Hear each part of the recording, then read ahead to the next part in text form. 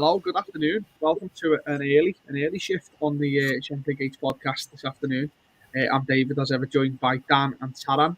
Pleasure to have you both here, gentlemen. We'll get into it very shortly, but just quickly, we're going to run through a few things. Obviously, Liverpool are in a bit of a coronavirus crisis at the moment, as are a few other teams, to be fair, but we'll talk about that and the impact that had, and obviously on the Carabao Cup semi-final against Arsenal. We'll look ahead to the Shrewsbury game in sort of hoping that it's on. At the moment, it still is, and we'll hope that it remains. And then obviously we'll have a good chat about transfers. Am I right in saying this is the first one we've had since Christmas? Yeah. I believe so, yeah. So Merry Christmas. I hope you all had a good Christmas. And You just too, for the benefit to the viewers, how was it, Dan? Christmas? Yeah. And the New Year. Fine. Fine. I know we've already had this conversation, but let's do it for the viewers. It feels like the spring now. It's been that long. No, fine, mate. Yeah, quiet, to be honest with you. We alluded to the reasons as to why off air, but I think most people had a relatively quiet one this time around. Nice excuse to relax a bit more than usual. Bit less footy on than I'd have liked, but these things were sent to try us. These things were sent to try us, absolutely. Tarran, yourself, how was it for you, mate? Yeah, same as Dan. Just a bit disappointing there wasn't as much football as there was, and then obviously seeing that Mane and Salah and Keita have ran off to the AFCON makes it a bit more disappointing, and obviously with the coronavirus issues as well. But hopefully we get a bit more football in the coming weeks. Fingers crossed that Mane scores as well before he goes, and you're thinking, why couldn't you have done that last week or whatever it was against Leicester? But there you go, never mind. Let's start with coronavirus then, gents, because obviously, we heard last week that Klopp had the virus and couldn't go to Chelsea. Then we find out Pep Linders gets it, and we find out there's quite a bit of an outbreak at the club. Apparently, the training centre gets shut down. Dan, what was your reaction when you first heard that? Obviously everything's sort of just in complete disarray at the club, and what were you thinking when that news came out? I wasn't overly surprised, if I'm honest, because we've been kind of muddling through for a few weeks, it felt like. I think it started at Spurs, where we had a bit of a makeshift midfield in particular. No disrespect to Tyler Morton, but he starts at the base of that, and you think something's not quite right here within this squad. And so it starts then, and then Chelsea, similar. We got a few players missing for Chelsea. Obviously, Klopp's missing for Chelsea himself, and you're kind of always expecting at some point, it's going to go one or two ways. It's either going to mend itself, everything's going to be fine, or there's going to be a drastic shutdown of the training ground, widespread cases. And it was widespread cases, and not the result we wanted, obviously, but at the same time, not really a massive surprise. The club have obviously done the right thing. The Football League did the right thing in postponing the match, much to the anger and uproar of seemingly everyone else on Twitter, which was just bizarre. Because it's not like we were the only club to request and succeed in getting a postponement. I believe there's been 69 matches in England over the past few weeks postponed. But looking at my Twitter this week, you'd have thought Liverpool were the first team to ever have it done. Listen, not an ideal situation, but I just hope whether it be Sunday for Shrewsbury or next Thursday for Arsenal, we can get back to normal. And I don't know, maybe they need a bit more time off, a bit of extra time off in terms of making sure when they do come back, that's the end of it. Yeah, potentially. This is what I'm going to ask you, Tarran. Is obviously we know now the training ground shut down, and we know the Arsenal game is off, which was supposed to be Thursday night as we record tonight. We're still unsure about Shrewsbury, but in terms of looking forward, how much of an impact do you think this is going to have? Because we don't know. I think we know Klopp's had mild symptoms.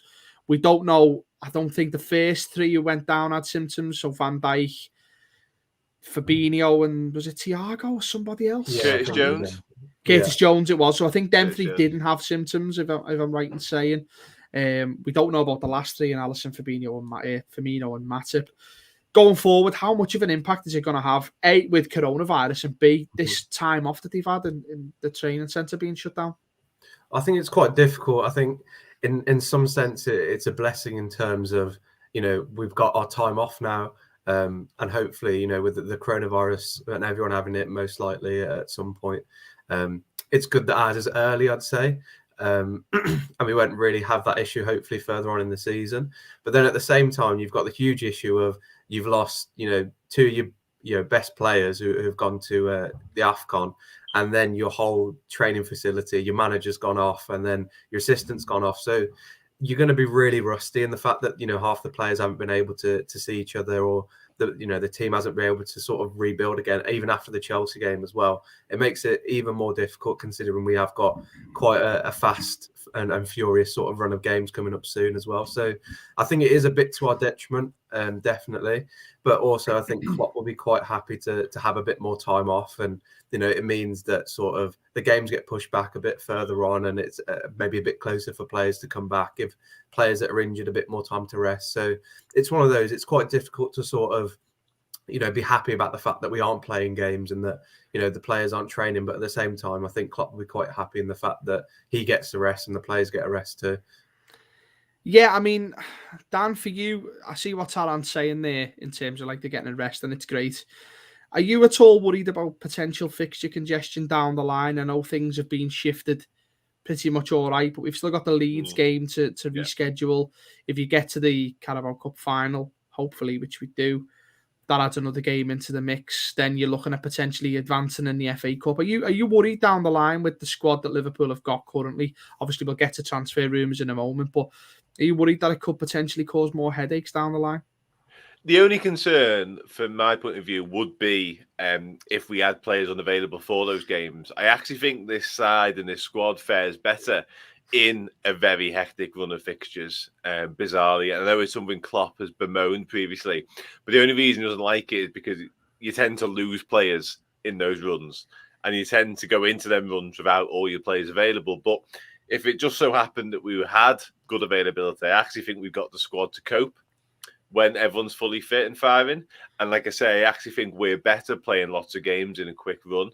It's when we come back off a break that I think we struggle. So when we do finally play, that would be my main concern, bizarrely enough. Whether it be Arsenal next week or Shrewsbury on Sunday, it'd be how we rock up to that game. And we might be lucky in that both of them games that I suggest we're going to play next would have been sort of mix and match sides anyway. So it might, if we were coming off this break into Man City away in the Premier League, you'd be thinking, oh, here we go. You know what I mean? But we're not. So we might be slightly lucky that it could be Shrewsbury, no disrespect, or Arsenal in the Carabao Cup. You know what I mean? So it's not ideal. No fixture congestion's, ideal, never will be. But as long as we've got 99% of the squad ready for whenever that may be, I'm quite okay with it. Yeah, I mean, obviously you've got to hope to have that percentage of the squad available, haven't you? And it also, you wonder how long it's going to take them to get back to full fitness. I don't know what the rules are. Is if the training ground opens on Tuesday, are they going to be expected to play the game on Thursday? Okay. Very little physical training. They're probably all in contact, as they were during lockdown. I don't know if you remember those videos of them all doing yoga together. Nabby lad. That always gets me.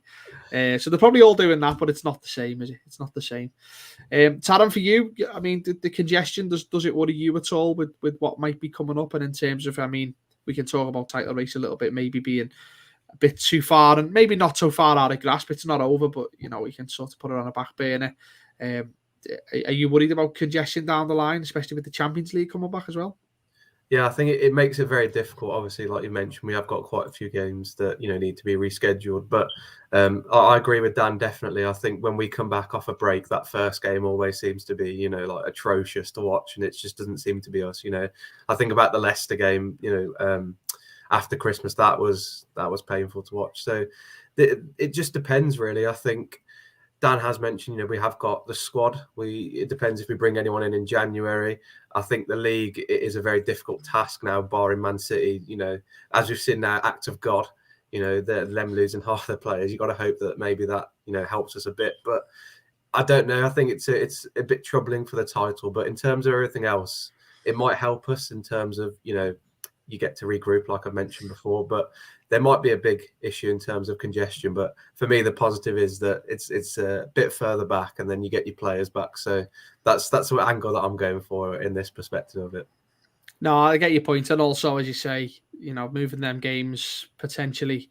Well, the Leeds getting at saying that. No, I was going to say maybe you'd get your AFCON players back, but we won't because I don't think any of them will be. Any of these games would be cancelled enough to push it that far back. The one game that was postponed, we might as well talk about that one first. Is obviously Arsenal. It's supposed to be Thursday night. We said tonight. Dan, for you, obviously it's the right decision. And a bit weird, as you said, about other fans complaining. I know Leyton Orient fans were complaining. They got kicked out of the competition. Aston Villa fans were moaning, which I found particularly weird given the fact that we were forced to play that competition, even though we had to play in the Club World Cup. So you have not got a leg to stand on, I'm afraid. But in terms of that game now being switched around with the home leg being first, do we lose a little bit of the advantage from that, or are you not concerned about that? No, we lose a bit of advantage, definitely. Anytime Liverpool are in any draw that contains a two-legged outcome, you want the second leg at Anfield. That's just par for the course of supporting this football club, I think, because we've seen it so many times down the years. Obviously the most recent and, in my opinion, probably the most epic of them was the turnaround against Barcelona. Like that, the other way around, that doesn't happen. We get beat 3-0 at Anfield first. Like, we don't beat them 4-0 at the Nou Camp. Let's have it right. You know what I mean? That just doesn't happen. So there's definitely, a bit of handing over the advantage to Arsenal, which makes it even more ironic that Arsenal are fuming with the outcome of the whole situation. So yeah, I'm not overly in love with that. To be honest with you, because I want to qualify. I want to get to the final. I think we've come this far. I wanted to get to these domestic cup finals from the outset, but certainly now we're in the semi-final. I think it's an absolute no-brainer that we go all out and try and get it, which could be part of the reason. Like, Liverpool have had no choice this week. Obviously, the entire complex has been closed. But for me, like, had we been playing anyone in any cup, we might not have been as keen. But now we're in the semi-final. We want to put out some sort of a side. You know what I mean? We don't want to put out a side full of kids just going to get beat. There's no point in that. So, yeah, I am slightly, down by the fact we've given away that home advantage second leg. But listen, as long as we've got a strong enough side, just got to back us, haven't we? Yeah, I think I'm with you on that. Obviously, you want your second leg at Anfield. We always want that. And to lose that is sad, but at the same time, it was the right thing to do because you don't want to just postpone the game or cancel the game or forfeit the game and things like that. So we will take it, and I think we've got enough about us, particularly if we've got a strong enough squad to make enough of a mark in the first leg, like Chelsea did against Tottenham, to get ourselves through. Tarran, for you, I mean, any thoughts on that being swapped around, and what would your hopes be for the team selection? Yeah, I think it was a good thing. Obviously, it was postponed. It had to be postponed. But I think definitely against this Arsenal side that I think are desperate for silverware, and they're not going to put a weak team out, are they? They're going to put a very strong team out. We need as many personnel as we can. And as Dan mentioned, it is really difficult to not have Anfield as a second leg game. But I think you've got to sort of concede that, obviously cancelling the first leg. But I think if we have got enough personnel back, it'll be interesting to see who Klopp plays. I think when you look at the fact that we have got such a congested schedule, but I think if he does put a strong enough team out, I think we can, go through to the final. It'd be nice to see Klopp, go to the Carabao Cup. It would be ironic, and it would. I think it'd be the best thing is to watch everyone else get so angry over the fact that Klopp, the man who really doesn't like the Carabao Cup, ultimately ends up winning it. I think that'd be a great narrative to see. But yeah, you just got to hope that the fringe players are back as well, but also that we've got a few of our mainstays in the team, which would be quite good to help us through. I'm finding it quite mad how everybody hates Jurgen Klopp, except for Liverpool fans, because we've gone from like Sky loving him, and I think this might be part of it as well. Sky love him and put him all over the telly, and he's very, very, he's value for money, isn't he? He's exciting, he's newsworthy. Now everybody just is all over his case. I love it. It makes it even better for us. Dan, I mean, in terms of we've mentioned the team there, and any other time it'd be not easy to predict the team, but we could probably have an idea of who's going to play. But now with this whole coronavirus situation, Shrewsbury potentially, if we don't know whether that's going to go ahead, and if it does, we don't know what team's going to be available, and we'll come to that in a minute. But for Arsenal, can you see what sort of squad we might be putting out here? It's really difficult to say. Obviously, bizarrely, it might actually mean, other than the AFCON lads, for obvious reasons, it might actually mean we're slightly stronger than we would have been in normal circumstances, because we haven't had the amount of games that we were probably expected to have. Obviously, we had the Leeds one called off, so that's one less game. Klopp's very concerned all the time about getting games into his players, but that hasn't happened. We're facing, what will it be since we last played? You're looking at almost 10 days, aren't you, by the time the Arsenal game does come around? So it could be stronger than we all expected for that reason, because a lot of our star names won't have done anything for a little while. For me, I would still, in a perfect world, still like to see the usual Carabao Cup sort of lineup involving your Minaminos, your Oxlade-Chamberlains, Tyler Morton, Kanate, Nico Williams. The Andy Robertson-Simicast situation is probably the most interesting one. With Robertson definitely not playing for a number of weeks now. Will he want to get minutes into him, potentially, with Simicast featuring in the Premier League more? So it is a little bit more up in the air than normal, because we don't really know where people are going to be at in terms of fitness. But like I say, for me, in an ideal world, it would be very much Carabao Cup as usual. Yeah, I think you're right. You're probably going to see Kelleher starting this game, because I think Klopp's the type of man who wouldn't play Kelleher for all them games and then say, "Oh well, we're at the semi-final now, so Alisson's going to play." Yeah. But I think it'd be a strong squad. The thing I want us to avoid in that game is, and I don't think we will see that, but like the start of the Leicester game when you had Billy Cometio, who I don't think he played badly. No, you had Conor Bradley and Nico Williams on the right hand side. That was just too inexperienced. Yeah, it was. I want to avoid that where we've got too much. I think the Leicester lineup caught us off guard that night. Yeah, because they'd just come back from a very mad spell of not playing games, similar to what we're going to be doing, and they were very much full strength. Yeah. And I think that's because they hadn't played for a certain amount of time. So Rodgers was like, "Oh, these all need minutes," and all of a sudden they had their Premier League 11 against our definitely not Premier League 11. Yeah, far from it. Yeah, that's what we've got to avoid, because as much as I'm all for giving the kids minutes and stuff, we want to win this trophy now. We're at that stage, and as I mentioned before, 10 points behind, 11 points behind in a title race.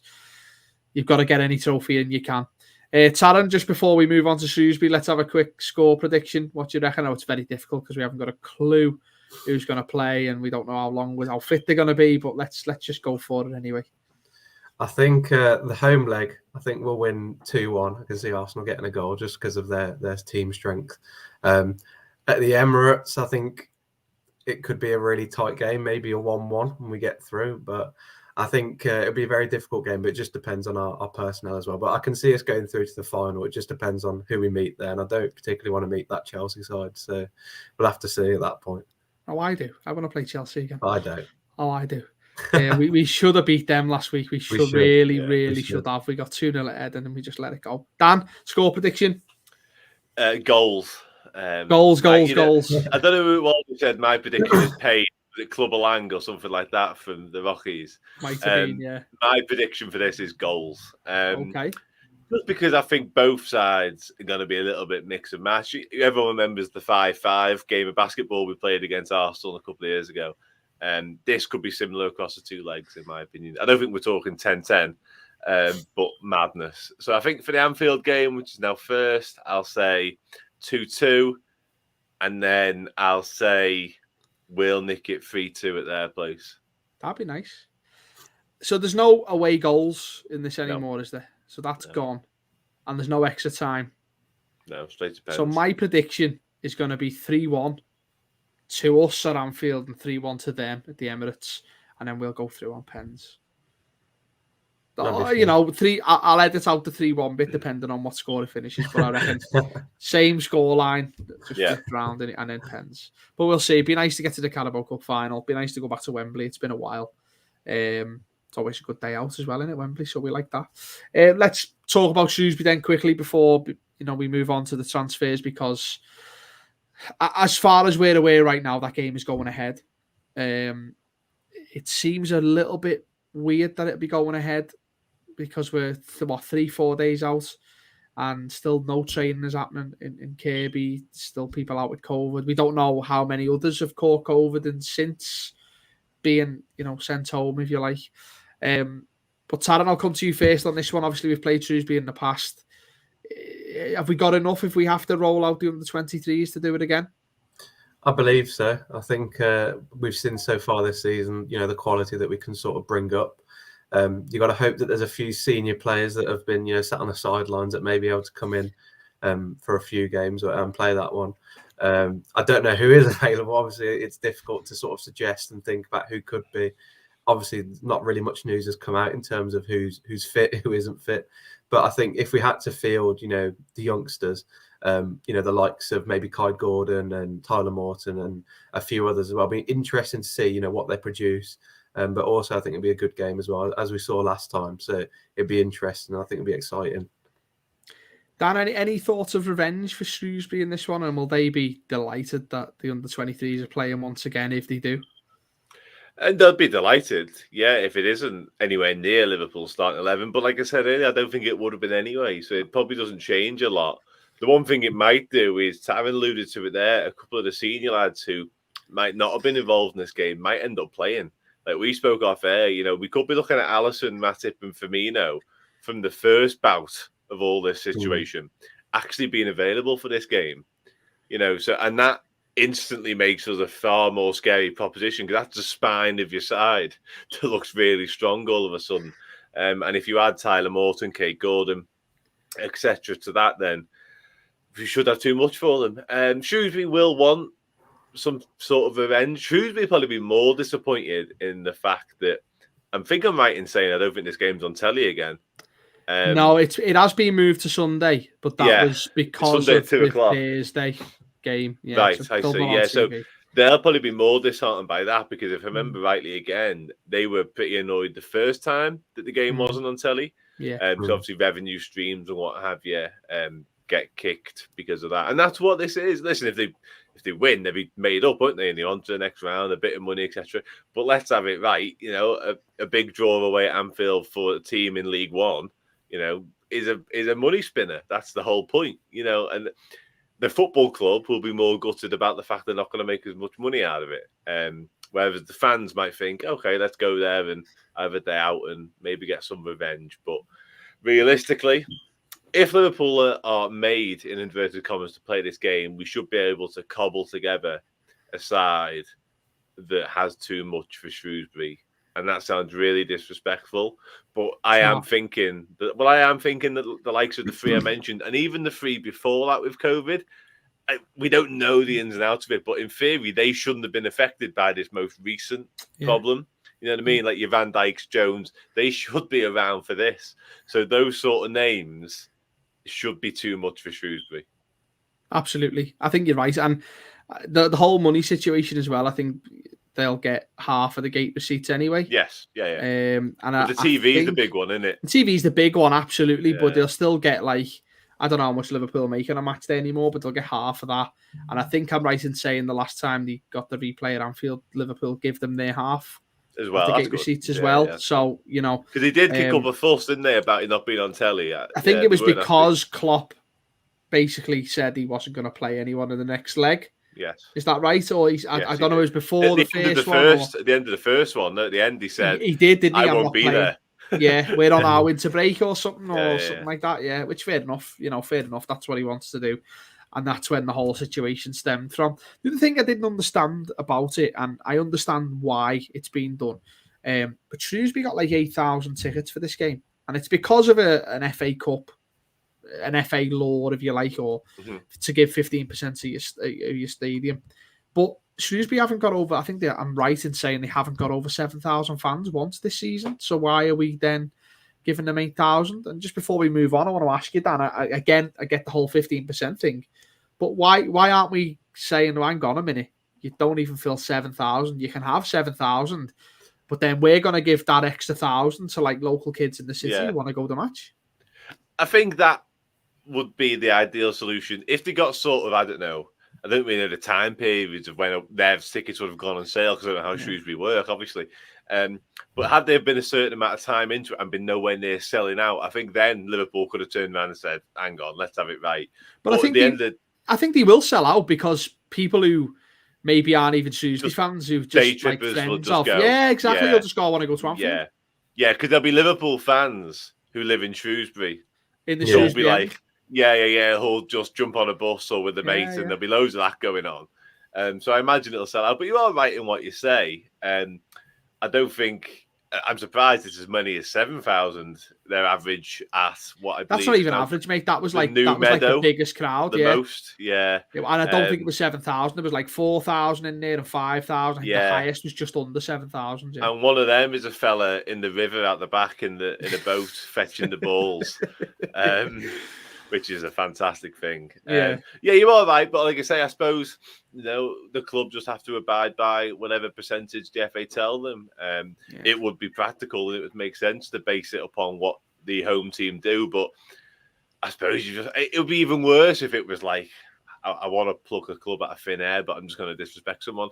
But as I say, like someone who only got over 1,000 every week, and you give them 7,000, that'd be even more ridiculous, wouldn't it? So it's a difficult one. I think there's definitely something that needs to be looked at. You can't just assume, let's get 15%. Like, it's fine if you're playing a Premier League side. Even a Premier League side sometimes won't sell that out. You see teams come to Anfield, and fair enough, they travel far, but they'll come to Anfield and like they won't even sell out their full 3,000. If you got Brighton in the League Cup on a Wednesday night, you're very unlikely to sell out 15% of Anfield, aren't you? Exactly. And I think, do you know what, to be fair, we'd probably struggle a little bit because I remember Norwich at the start of the season went right down to, I don't know if it was all season ticket holders or all members or something like that. That went right down. So maybe something needs to change there. But before we do move on from Shrewsbury and talk transfers, Dan, I'll come to you first this time for a score prediction against Shrewsbury. Should the game go ahead? We're assuming it does. Yeah, I'm going to be really positive on this one. Because, like I say, I've just got a funny feeling that it'll all fall into place nicely. And we'll probably maybe go back into training tomorrow or Saturday, which is not a lot of time. But like I say, I just think we're going to have randomly 6 or 7 first teamers available and not a lot else. So I'll say 3-0. Okay, Tarran?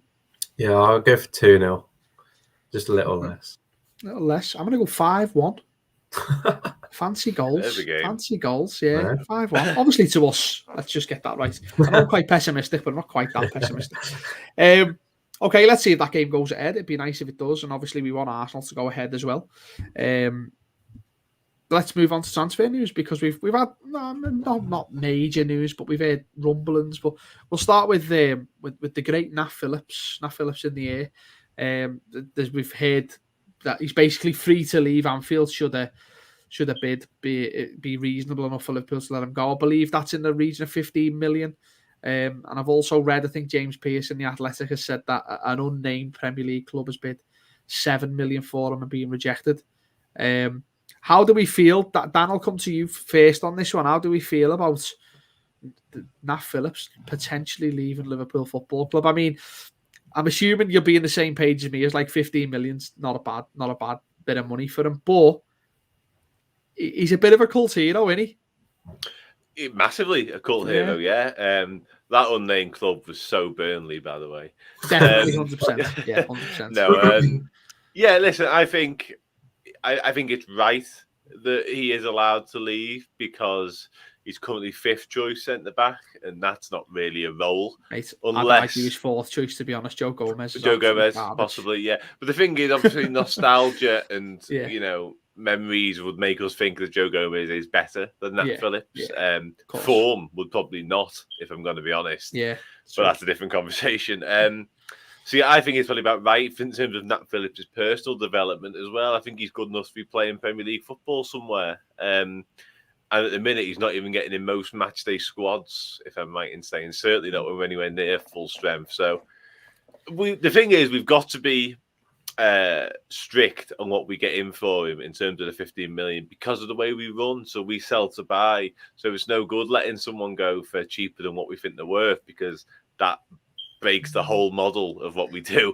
If we start selling players on the cheap, then we can't bring anyone in. It works both ways. So yeah, I think it's right that we sell him. I don't think he's going to get... I'm quite surprised he's played as much as he has. It almost felt like, and I think Klopp alluded to something similar, that we kept him around for the first half of the season in case we had 3 centre-backs coming back from very serious long-term injuries. If one of them had broke down in the first few weeks, months of the season, Nat Phillips has suddenly propelled again. that hasn't happened. So we've almost got to say thank you to Nat Phillips for everything he did last year and stay in and let him go and play football now. It would just be so Liverpool for Nat Phillips to get sold this month and then all 4 centre-backs get injured. It would be so Liverpool. But I think you're right, Dan. You're spot on. Tarran, where do you stand on the whole Nat Phillips situation? Yeah, it's quite upsetting, really. Thinking about everything he did for us. That man.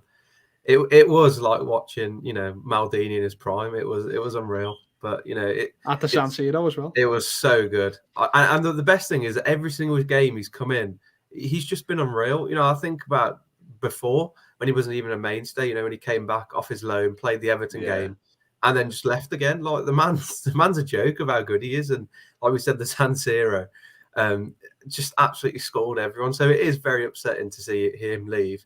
But definitely he deserves to be playing Premier League football every single week, and I think he would be outstanding at most Premier League clubs. I think he is just an unreal footballer. He hasn't got as much as at his feet, but I think he makes up for it in terms of his positional play and just his ability to just win everything in the air. So it's definitely the right time. But I hope that you haven't wished it into existence, that we get a massive sort of defensive injury crisis again, and then we're screwed then. But no, he definitely needs to go, and I think he deserves it as well.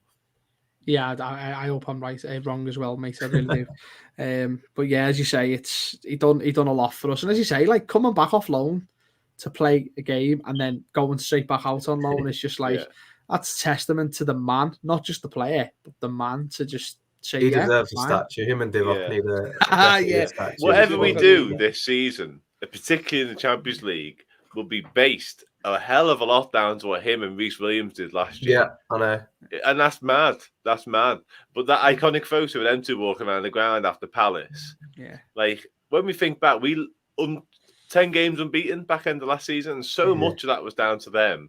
So if we do win the Champions League this year, we wouldn't have been in it if it wasn't for them. So fair play. Well, he'll get one anyway now, won't he? Because he's played in the San Siro. He'll get one anyway, so he deserves one. No, it will be sad to, as you say, see him move because he's earned cult hero status, and he just heads everything. He's such an old school footballer, and that's not disrespectful to him in any stretch of the imagination. He's just an out and out animal when it comes to defending. And I mean, he's all right. Yeah, he's not the most talented in possession, but he's not bad. He's not a bad footballer by any stretch of the imagination. So I hope it works out for him, and I hope he ends up. You say Burnley had fit him well. I think Palace maybe had fit him quite well. Watford, I've seen. Watford, as well. Watford would be all right. I don't know about Newcastle. I even think Newcastle as well. Newcastle. Yeah, that'd work because I mean they're trying to get Sven Botman and Hardy, and they've got no chance of getting him unless they pay ridiculous money, and I don't think he's that good. So let's see where Nat Phillips ends up anyway. We'll probably end up talking about it again at some point. It'll probably be another deadline day. Let's not forget, he's got 4 years on his contract, so Liverpool aren't going to just let him go for none. They're going to stand firm, as you say, down on that 15 million. Another couple of outgoings. We'll start with Nico Williams because this one's raised a little bit of, not so much alarm bells, but maybe a little bit for me, just in terms of depth. Tarran, I'll come to you on this one first. Obviously, he's probably the direct competitor to Trent at right back, and obviously he's no Trent Alexander-Arnold. We know that. He's not a bad footballer though. He's developed okay, and he's a Welsh right back. He plays for his country quite a lot. Mm-hmm. How would you feel about Nico Williams being sold? Yeah, I think it's quite disappointing. I think he had quite a good Euros, and I think there was talk then of him going for a big sum, well, about 10 million. So that is, it depends in terms of how much you get for him because you can't really keep players. And when we need the money to sort of reinvest in this squad, but it would be quite worrying in terms of we wouldn't really have. Joe Gomez does a job at right back, but I don't think he has a quality going forward. And I think when he plays at right back, it sort of creates a massive gap in our team. And I think Nico Williams is just a good step down in terms of Trent. I think he's quite versatile. We've seen that Klopp likes to play him, further up the field. And I think his creativity in terms of crossing and dribbling it's very good as well. And it's great when we have, games like the Carabao Cup and we need that depth. So it would be quite disappointing. But at the same time, he is a young lad and it's sort of difficult to say, stay here when you've got, probably the world's best right back in front of him. He is an outstanding player. And that's quite difficult to keep someone there. You know, we've had it with Costas where, you know, he's fought to get to his place and he's done really well and he's outstanding. But when you've got a player, you know, like Nico Williams, who, you know, isn't probably at the same level yet and needs quite a bit more development, you probably do have to say, right, it's probably a great time for you to move on and sort of further your career. So, yeah, it is disappointing, but I think for him, he'll be quite excited in terms of moving on. And if we get a good fee for him, then I think we can be happy about that. Yeah, I think you're right. It's tough. He's probably never going to break into that first team unless Trent moves into midfield, which I don't really think is a wise move. He's a great right back, and Klopp said the same thing. Why would they ever play him in midfield? Yeah. Dan, for you, in terms of, let's assume that Nico Williams is sold this month for a decent fee.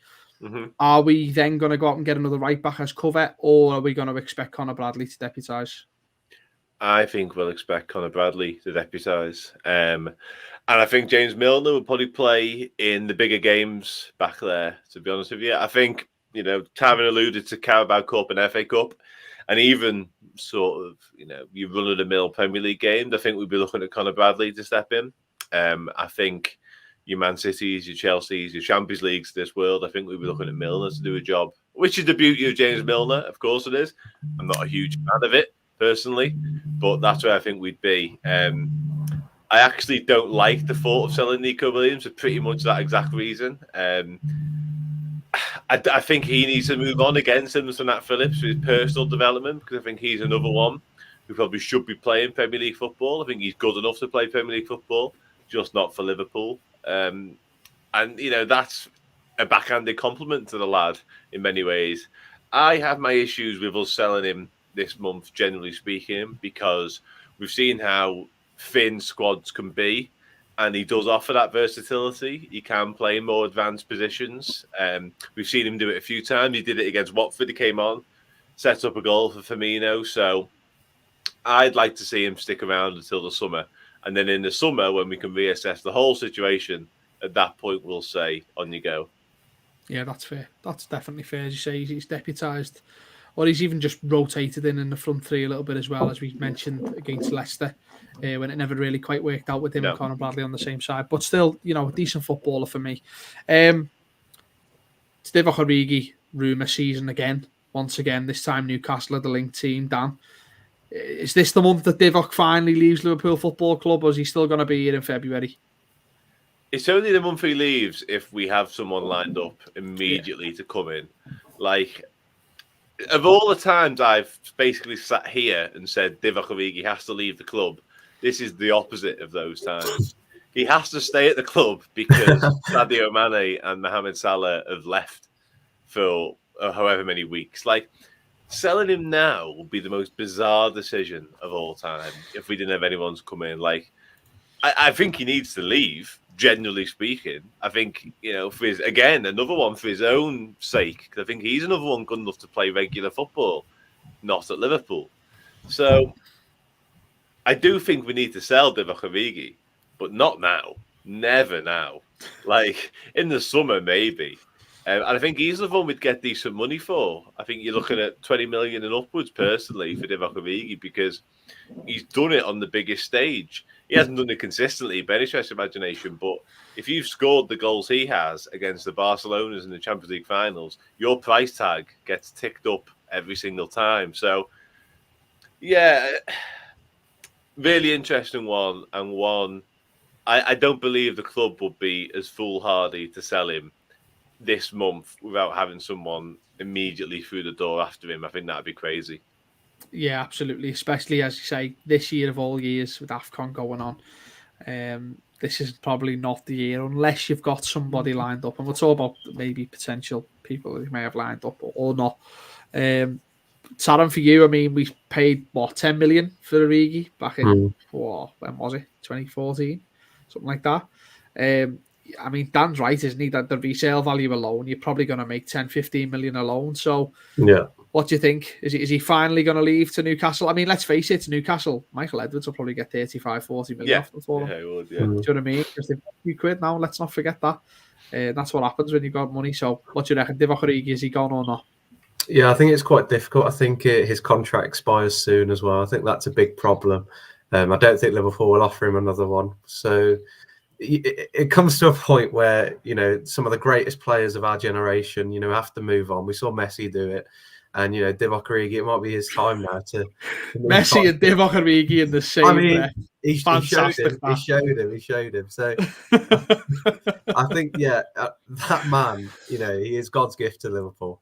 And I think it'll be a great shame for him to leave. But I think if there's any time, as annoying as it is, if you're going to get money for him and get a good price for him, I think this is probably the only time you have left now, considering that, you know, his contract's running out and he has still got interest around him, because it'd be the most Origi thing to. He's played well this season. He scored the Wolves goal, and then we won't sell him, and then he'll just be absolutely awful in the games we play, and that's his value gone, and he just leaves for free in the summer. So I think he deserves, and we deserve, you know, a bit of money out of him. So as frustrating as it is in terms of, you know, AFCON players going, I think it'd be wise to just, you know, cut our losses in terms of, you know, he isn't going to break into our first team anymore. Some days, some games, he's not even on the bench. You know, I think Klopp sort of he respects what he's done for the club. He comes in, does a good job. But yeah, I think we do need to get as much money as we can from him now and just sort of muddle through afterwards. That does certainly shift things up a little bit in terms of, like, as Dan was saying, we can't let him go. But then, as you're saying, Tarran, are we going to get any money for him at all if we don't sell him this summer? I don't know. But I think Liverpool will look. Yeah, it is. I think Liverpool will look at the fact that we paid 10 million. Let's try and make some money off him, but only if we can get somebody in. Yeah. Couple of rumours flying around today. Obviously, Luis Diaz was one of them a bit earlier on today, which kind of got shut down almost immediately by James Pearce at the Athletic. Dan, do you think it would have been quite funny if Liverpool would have signed the player that Everton were basically nailed on to sign until James Rodriguez just went, nah, I'm all right, thanks? Yeah, it would have been funny, obviously, because they were quite excited about it, if I remember rightly. And he's a good player. I think he's played a tournament in the Copa America. Plays off the left. He wasn't particularly flattering or overwhelming when we played against him. Yeah. But I don't know how much of that was down to us absolutely tearing Porto apart every single time we play them. So I'm not going to draw too much into that. Yeah. But I think he would be one of the ideal candidates to come in my opinion. Along with another man who plays on the same side. I won't mention him in case we come to him, because I think competition... No, go on, mention him. Arnaud Danjuma at Villarreal, we've been linked to quite a lot as well. Left winger, and he was at Bournemouth previously. We were linked to him when he was there as well. Because I think we just need competition for Sadio Mane. Yeah. And I think not even competition for Sadio Mane, that's not even true. I think we need someone to potentially replace Sadio Mane at times as well. Because prior to that Chelsea goal, he had been way off it. Whether he needs a kick from some competition or we actually need someone to come in and play instead of him is up for debate. But for me, we need someone, and it probably would have been Jota to play off the left, but he's so good in the middle now, that can't happen anymore. So for me, we need someone on the left, and Diaz or Danjuma will be perfect. Yeah, I mean, Tarran, do either of those names interest you? I know we've pretty much written off Luis Diaz, the deal happening, especially I think 60 million quid for someone who would. I mean, I know what Dan's saying there about potentially replacing Mane, but they'd be coming in as backup. Let's face it, they might play the odd game like, you know, the Jota plan was, but at the same time, they'd be backup. So do either of those names excite you more so than Danjuma? I think when I saw the Diaz rumour this morning, I was quite shocked because I knew straight away that it really wasn't true. I think Danjuma, when he played against United and I watched him, I was very intrigued by him. I thought he was very good. I think the only issue that I had is he seemed very one-footed in terms of he only wants to come inside onto his right foot. And if he went down the wing, he sort of lacked that a bit. And I think that's why Mane is so good in terms of he can go left, he can go right. And it sort of gives you a different dimension. I think we really need someone this window. And I think, you know, top journalists have already shut the fact down that he won't be leaving this window. So that's quite frustrating. But the problem is there's not many people available for, you know, a value price. Like we look at Jota, you're not going to get a signing like that really, unless it's done under the radar like it was. But I 100% agree with Dan. I think the main thing that we struggle at Liverpool is competition. And I think it's shown the impact of it when you look at the introduction of Costas. You know, he's come in, first season, he didn't really have much about him. He had parts to it, but he didn't really show all of it. This season, he's pushed Robertson to perform almost, you know, at elite levels again. and you need players like that. You see it in a loads of different positions. Centre back, say if Matip has a dodgy game, Konate comes in. Midfield, Ox doesn't do well enough. Thiago, it just it revolves around that, and you need players like that. Same with Firmino and Jota, and I think Mane. And Salah, obviously Salah, he seems like he doesn't need any competition because he's just out on his own. But Mane seems like he needs that little bit of a push. I think, like Dan mentioned, when Jota was playing a bit more off the wing and he had Origi playing off the wing, he had to perform, he had to score. But now it seems that he has to play at left wing because who else is going to play then? When you get into that mode, you always become a bit too comfortable. And I think that's the issue that we're experiencing with Mane at the moment, where he's doing it all, but he knows that the consequences aren't that severe because he'll be picked again for the next week, and it doesn't really make a difference. So it'd be good to see someone come in. No idea who. I'm not even going to bother putting out any names, but it'd be good to see someone come in this window. It just depends on who it is. Let's end on this question, because January hasn't usually been too much of an exciting time for Liverpool fans. I mean, we've made signs like Coutinho and Suarez. We won't mention Andy Carroll, even though technically I just did. But ultimately, Stephen Corker, one of the all-time great January signings. Ultimately, the question is, and I'll put it to both of you, will Liverpool bring anybody in this window? Whoever wants to go first can go first. But will anybody actually arrive? Will anybody be leaning? I used to be the Melwood wall. It's now the AXA Training Centre wall. Will anybody be leaning up against the wall with the Liverpool top on? I think. Go on, Dan.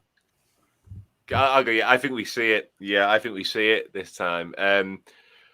Who that is, I don't know. Obviously, all the top journos and more the reliable sources are kind of dismissing the possibility, but they always caveat that by saying unless a long-term target becomes available. Now, we don't know who the long-term targets are, so we make a sign and they could easily just pass it off as, oh yeah, they've always been after him. Like that's always been there. So I think we see it. Yeah, I think